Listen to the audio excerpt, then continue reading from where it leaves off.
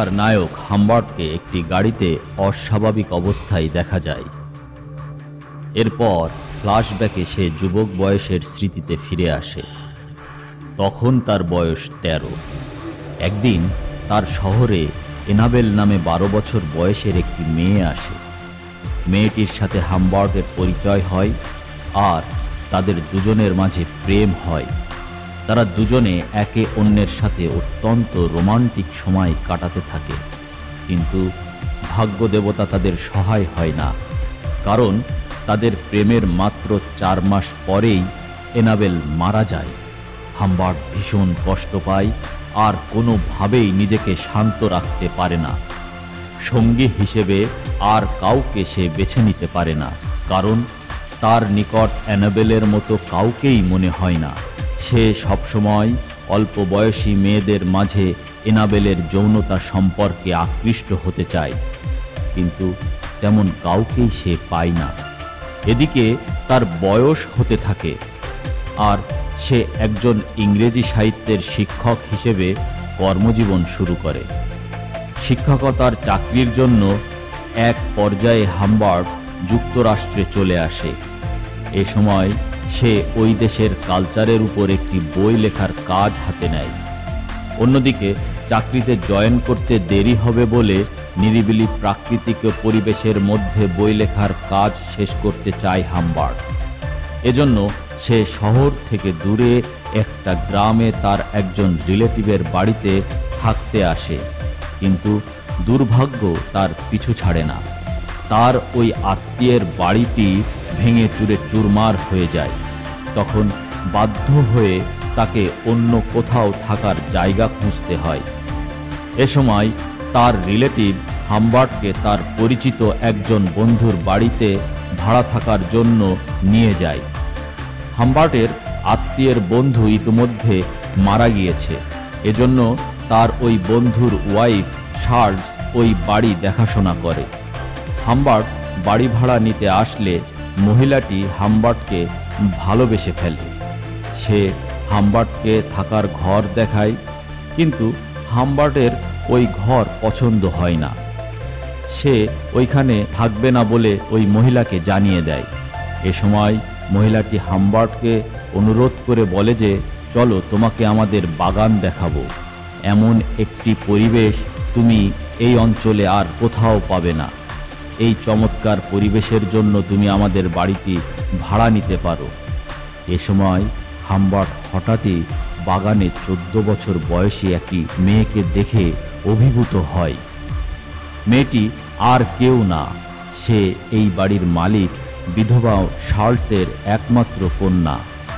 সে খুব আধুনিক এবং চটপটে প্রকৃতির।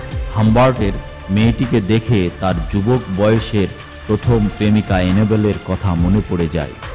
আর সে যেমনটি খুঁজছিল ঠিক তেমনই যেন সব কিছু মেয়েটির মাঝে দেখতে পায়। আর সে যেন মেয়েটির পাশে থাকতে পারে, এজন্য সঙ্গে সঙ্গে সিদ্ধান্ত পরিবর্তন করে ওই বাড়ি ভাড়া নিতে রাজি হয়।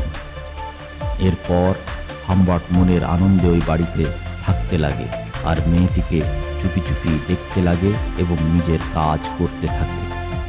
যখন মেয়েটির সাথে হাম্বার্টের ঘনিষ্ঠতা শুরু হয়, তখন সে মেয়েটির একটা নাম দেয়, আর সেই নাম হলো ললিতা। হাম্বার্ট প্রতিদিন একটা ডায়েরিতে ললিতার কথা লিখতে থাকে। ডায়েরির পাতায় পাতায় ললিতার রূপ, আচার আচরণ, দুষ্টুমি, রোমাঞ্চ ইত্যাদি লিখে নিজে নিজে খুব খুশি হয়। ললিতা হাম্বার্টের রুমের পাশেই থাকে। এদিকে হাম্বার্ট যখন রাতে টাইপরাইটার মেশিনে তার বইয়ের কাজ করে, তখন টাইপিংয়ের আওয়াজ শুনে ললিতা হাম্বার্টের ঘরের দরজায় চলে আসে। হাম্বার্ট অবাক হয়ে জিজ্ঞেস করে, টাইপিংয়ের আওয়াজে তোমার কোনো সমস্যা হচ্ছে কি? ললিতা কিছু না বলে নিচতলায় নেমে ফ্রিজ থেকে আইসক্রিম বের করে খেতে থাকে। হাম্বার্টও দরজার ফাঁক দিয়ে সেটা দেখতে লাগে। পরদিন হাম্বার্ট যখন বই লেখে, তখন আবার ললিতা আসে এবং বলে, আমার খুব ঘুম পাচ্ছে। হাম্বার্টও বলে তারও খুব ঘুম ঘুম লাগছে। তখন ললিতা হাম্বার্টের খুব কাছে এগিয়ে আসে আর তার মুখ হামবার্টকে দেখতে বলে। এ সময় হঠাৎ নিচে ললিতার মায়ের গলার আওয়াজ শোনা যায়। ললিতা সঙ্গে সঙ্গে হামবার্টের ঘর থেকে বেরিয়ে যায়। এর পরদিন সকালে ললিতা হামবার্টের জন্য নাস্তা নিয়ে আসে আর বলে, তুমি মাকে একটি কথা বলতে পারবে না, আর সেটা হচ্ছে আমি তোমার নাস্তা থেকে অনেকটা খেয়ে নিয়েছি। হামবার্ট খুব মজা পায়, আর এভাবেই ললিতা হামবার্টের সাথে ফ্লার্ট করতে থাকে। পরদিন হামবার্ট, ললিতা আর চার্লস তিনজন একটি দোলনায় দোল খেতে থাকে। এ সময় ললিতার মায়ের শ্যাম্পন শেষ হলে সে ঘরে যায়, আর তখনই ললিতা হামবার্টকে বলে তার মা হামবার্টের প্রেমে পড়েছে, তাই এখন তুমি আমার মাকে যা বলবে সে তাই শুনবে।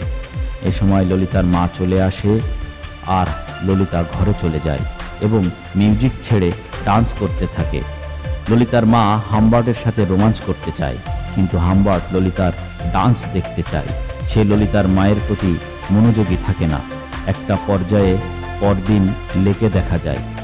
এ সময় ললিতার মা হামবার্টকে বলে, আমাদের বাড়িতে একটা চাকর রাখতে চাই। হামবার্ট বলে, চাকরটি থাকবে কোথায়? ললিতার মা বলে, কেন, ললিতার সঙ্গে? হামবার্ট বলে, এটা মোটেও ঠিক হবে না। তখন ললিতার মা বলে, তাহলে আমরা ললিতাকে সামার ক্যাম্পে পাঠিয়ে দিব। হামবার্ট বলে, তাহলে বাড়িতে আমরা তিনজন থাকব? ললিতার মা বলে, হ্যাঁ। তখন দেখা যায় পরদিন ললিতা সামার ক্যাম্পের জন্য তৈরি হচ্ছে এবং সে সামার ক্যাম্পে চলে যায়। এদিকে ললিতার মা তাদের চাকরকে দিয়ে হামবার্টকে একটি চিঠি পাঠায়। সেই চিঠিটিতে ললিতার মা হামবার্টকে বিয়ে করার প্রস্তাব দেয়। হামবার্টও সুযোগটি লুফে নেয়, কারণ সে বুঝতে পারে ললিতার মা যদি তাকে বিয়ে করে তাহলে সে ললিতার সঙ্গে এখানে থাকতে পারবে, সে ললিতাকে নির্বিঘ্নে দেখতে পাবে। একদিন ললিতার মা হামবার্টের ঘরে একটি ড্রয়ার দেখতে পায়, যেই ড্রয়ারে সব সময় তালা লাগানো থাকে। ললিতার মা হামবার্টকে জিজ্ঞেস করে, এই ড্রয়ারে কি রয়েছে? হামবার্ট কিছুই বলে না। ললিতার মা হামবার্টের অনুপস্থিতিতে ওই ড্রয়ারটি খোলে এবং দেখতে পায় সেখানে হামবার্ট ললিতাকে নিয়ে অনেক কিছু লিখে রেখেছে। যখন হামবার্ট বাড়ি ফেরে তখন ললিতার মা খুবই বিষণ্ণ। সে হামবার্টকে জিজ্ঞেস করে, তুমি আমার মেয়ের প্রেমে পড়েছ, আর আমাকে কেন বিয়ে করলে? এখনই আমাকে ডিভোর্স দাও। হামবার্ট ললিতার মাকে বোঝানোর জন্য পাশের ঘর থেকে ড্রিঙ্কস আনতে যায়। এ সময় ললিতার মা আর ঘরে থাকে না। কিছুক্ষণ পর একটা ফোন আসে।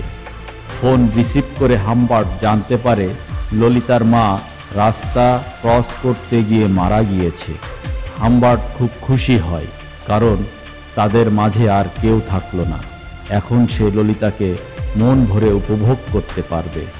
তারপর হামবার্ট মনের আনন্দে ললিতার সামার ক্যাম্পে চলে আসে। ললিতা হামবার্টকে দেখে আনন্দে জড়িয়ে ধরে। এরপর হামবার্ট ললিতাকে নিয়ে একটি হোটেলে আসে। হোটেলের লবিতে একজন বয়স্ক মানুষের একটি কুকুর ললিতাকে আকর্ষণ করে। তারা তাদের রুমে প্রবেশ করে। রাতে তারা যখন ডিনার টেবিলে বসে তখন ওই বয়স্ক লোকটিকে আবার দেখা যায়। রাতে ঘুমানোর সময় ললিতা সামার ক্যাম্পের গল্প হামবার্টকে শোনাতে চায়, কিন্তু হামবার্ট লবিতে সিগারেট হাতে দাঁড়িয়ে থাকে। হঠাৎই সে ওই বয়স্ক লোকটিকে দেখতে পায়। তখন হামবার্ট লোকটির সাথে পরিচিত হতে যায়। লোকটির নাম উইল্ট। সে একজন নাট্যকার। হামবার্ট বলে, আমার মেয়ে ললিতা তোমার কুকুরকে খুব পছন্দ করেছে। লোকটি হাসে। সকালে ললিতার ঘুম ভাঙলে সে হামবার্টকে কিস করে, আর ওই সময় দুজনে শারীরিক মিলনে মিলিত হয়। পরদিন হামবার্ট আর ললিতা ঘুরতে বের হয়। হঠাৎ ললিতা তার মাকে কল করতে চাইলে হামবার্ট ললিতাকে বাধা দেয়। ললিতা জানতে চায়, আমি আমার মায়ের সাথে কথা বলবো। তখন হামবার্ট ললিতাকে সব কিছু জানিয়ে দেয়। ললিতা খুব কষ্ট পায় আর রাতে হামবার্টকে জড়িয়ে অঝরে কাঁদতে থাকে। এদিকে হামবার্টের ছুটি শেষ হয়ে যায়। তখন সে ললিতাকে নিয়ে শহরে চলে আসে আর ললিতাকে নতুন একটি স্কুলে ভর্তি করে। এভাবে চলতে থাকে তাদের দিন। একদিন ললিতা হাম্বার্টকে বলে তাকে স্কুলের নাটকে অভিনয় করতে হবে। হাম্বার্ট রাজি হয় না, কারণ এতে ললিতা খুব সহজে অন্য ছেলেদের চক্করে পড়ে যেতে পারে। কিন্তু ললিতার চাপাচাপিতে হাম্বার্ট রাজি হতে বাধ্য হয়। একদিন ললিতা হাম্বার্টের উপর অভিমান করে বাড়ি থেকে বেরিয়ে যায়। হাম্বার্ট খুঁজতে খুঁজতে একটি রেস্টুরেন্টে ললিতাকে পেয়ে যায়, আর সে ললিতার অভিমান ভাঙায়। তারপর ললিতা হাম্বার্টকে নিয়ে নতুন কোথাও ঘুরতে যেতে চায়। হাম্বার্ট খুব খুশি হয়। তারপর তারা ভ্রমণে বের হয়। গাড়িতে যেতে যেতে হাম্বার্ট খেয়াল করে একজন লোক তাদের ফলো করছে। হাম্বার্ট ললিতাকে বলে, ওই গাড়ির নম্বরটি টুকে রাখো। এরপর গাড়িটি আর দেখা যায় না। তারা যখন একটি নির্জন জঙ্গলের ভেতরে পৌঁছায়, তখন হাম্বার্ট খেয়াল করে ওই গাড়িটি আবার তাদের পিছু নিয়েছে। হাম্বার্ট হঠাৎই গাড়ি থামিয়ে ওই গাড়িটির লোকটাকে ধরতে দৌড় দেয়, কিন্তু গাড়িটি পেছনের দিকে যেতে যেতে হারিয়ে যায়। হাম্বার্ট মনে করে কেউ হয়তো ললিতাকে পছন্দ করে, তাই সবসময় তাদের ফলো করছে। এজন্য হাম্বার্ট ওই হোটেল ছেড়ে অন্য শহরে একটি মোটেল ভাড়া নেয় আর ললিতাকে কারোর সাথে কথা বলতে এবং একা কোথাও যেতে মানা করে দেয়। ললিতা এমন কড়া শাসন মেনে নিতে পারে না, তাই সে হাম্বার্টের সাথে ঝগড়া করে। ওই দিন রাতে হাম্বার্ট একটি দুঃস্বপ্নও দেখে, আর পরদিন ললিতা ভীষণ অসুস্থ হয়। হাম্বার্ট দ্রুত তাকে হসপিটালে নিয়ে আসে। পরদিন হাম্বার্ট যখন ললিতাকে দেখতে আসে, তখন হসপিটাল থেকে তাকে জানানো হয় যে ললিতার একজন রিলেটিভ ললিতাকে বাড়ি নিয়ে গিয়েছে। হাম্বার্ট তখন ডক্টরকে মারধর করে। হাম্বার্ট হন্যে হয়ে ললিতাকে খুঁজতে থাকে, আর সেই গাড়িটিও খোঁজে যেই লোকটি তাদেরকে ফলো করত, কিন্তু কোথাও সে তাদের পায় না। অবশেষে 3 বছর পর ললিতা হাম্বার্টকে একটি চিঠি পাঠায়। চিঠিতে ললিতা হাম্বার্টকে জানায় যে সে বিয়ে করেছে আর তার একটা বাচ্চা হবে, কিন্তু তার কাছে কোনো ডলার নেই, তাই তার $1000 দরকার। হাম্বার্ট সঙ্গে সঙ্গে একটি পিস্তল নিয়ে ললিতার কাছে ছুটে যায় আর জানতে পারে সেই পিছু নেওয়া লোকটি ওই হোটেলে পরিচয় হওয়া নাট্যকার কুইল্ট ললিতাকে বিয়ে করেছে। বিয়ের কিছুদিন পর কুইল্ট ললিতাকে শিশু পর্নে অভিনয় করাতে চাইলে ললিতা কুইল্টকে ছেড়ে চলে আসে। এসব শুনে হাম্বার্ট ললিতাকে তার সাথে ফিরে যেতে অনুরোধ করে, কিন্তু ললিতা রাজি হয় না। তখন হাম্বার্ট ললিতাকে $4000 দিয়ে ওইখান থেকে বেরিয়ে সোজা নাট্যকার কুইল্টের কাছে চলে আসে আর তাকে জিজ্ঞেস করে কেন সে ললিতাকে তার কাছ থেকে আলাদা করলো। কুইল্ট তখন হাসতে থাকে আর হাম্বার্টকে জ্ঞান দিতে থাকে। হাম্বার্ট রেগে কুইল্টকে গুলি করে ওইখানেই হত্যা করে। এরপর হাম্বার্ট জেলখানায় হার্ট অ্যাটাকে মারা যায় আর অল্প বয়সী ললিতার বাচ্চা হওয়ার সময় অতিরিক্ত রক্তক্ষরণে মৃত্যু হয়। এভাবেই সিনেমাটি শেষ হয়।